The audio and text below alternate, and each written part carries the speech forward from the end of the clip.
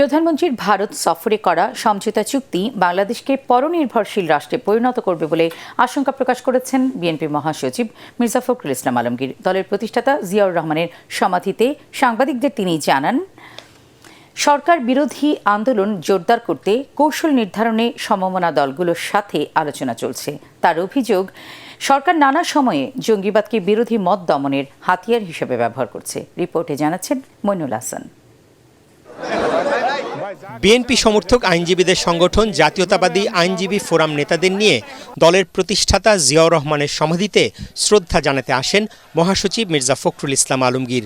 আনুষ্ঠানিকতা শেষে সাংবাদিকদের তিনি জানান, দেশে আইনের শাসন নেই, বিচার বিভাগের স্বাধীনতা কেড়ে নিয়েছে ক্ষমতাসীনরা।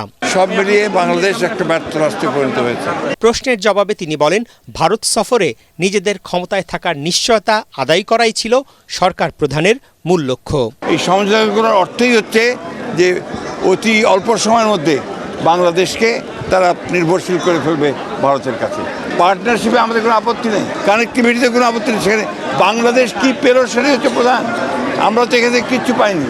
আমাদের যে পানির হিস্সা, সেই হিস্সাটাতে আমরা পাইনি। তিস্তা নদীর পানি আমরা পাইনি। আমরা অন্যান্য অভিন্ন যে নদী আছে তার কোনো হিস্সা আমরা পাচ্ছি না। এই একটা সীমান্তে হত্যা বন্ধ হচ্ছে না। আমাদের যে ট্রেড ডেফিসিট আছে তার জন্য কোনো স্বচ্ছ কোনো ব্যবস্থা সেখানে নেওয়া হয়নি। ৮ বছর আগে গুলশানের হলি আর্টিজান বেকারিতে হামলার প্রসঙ্গ টেনে তিনি বলেন, জঙ্গিবাদকে রাজনৈতিক হাতিয়ার হিসেবে ব্যবহার করেছে আওয়ামী লীগ।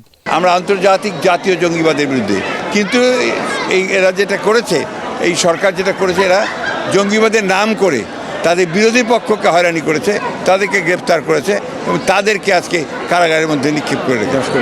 বিএনপি মহাসচিব দলীয় ঐক্য ধরে রাখার পাশাপাশি মামলা নির্যাতনের শিকার নেতা কর্মীদের সহায়তায় আরও জোরালো ভূমিকা রাখতে আইনজীবীদের প্রতি আহ্বান জানান। মইনুল হাসান, এটিএন বাংলা, ঢাকা।